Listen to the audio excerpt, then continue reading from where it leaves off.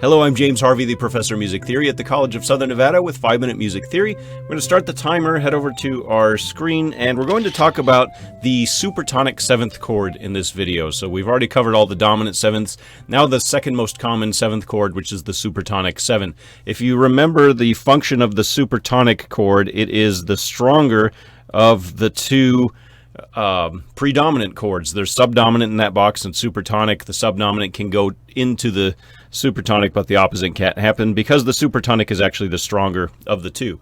I'm going to use the supertonic 7th chord in its most common way here, which is in first inversion. So it's a supertonic 6-5 going to a dominant. Just for instructional purposes, I'll put the chord symbols above the staves here as well.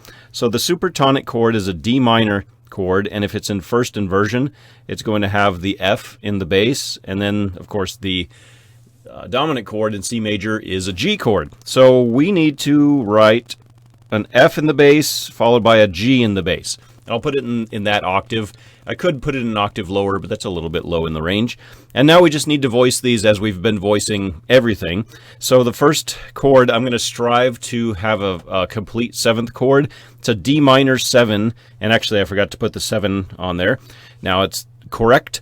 It's a D minor 7 in first inversion, so we need a D, an A, and we also need a C. So how about let's put the C here in the tenor voice, and then we can put the A in the alto voice, and that leaves us with the D in the soprano voice.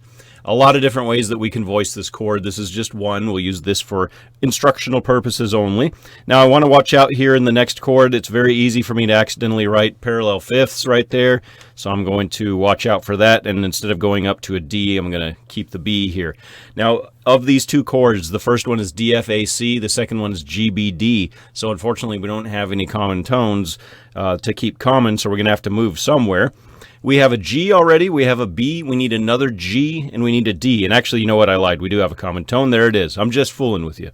And then we go down here, G, and there we go. So again, if you can keep common tones common, then do so. And the D was common. I lied to you. So this first chord is a supertonic 6-5, and then we do have our 7th chord, or a 7th of the chord resolving down by step. And we don't have any other tendency tones or anything like that to worry about. And look at that nice, beautiful motion, just by step. Everything's by step or static, which is usually gonna lead towards good grades in your assignments. Thank you.